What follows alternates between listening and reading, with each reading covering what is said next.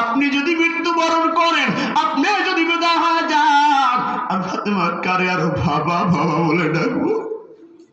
আমার নবী জড়ায় ধরে কয়, ফাতেমা কান্না করিও না, আমি নবী মরণের পর সবার আগে তোমার সাথে আমার দেখা হয়ে যাবে।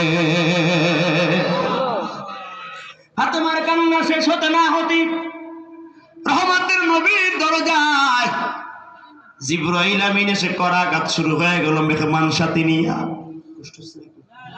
জিবরাইল আমিন করাঘাত করে সালাম বিনিময় করা শুরু হয়ে গেলেন। আসসালামু আলাইকা ইয়া রাসূলুল্লাহ।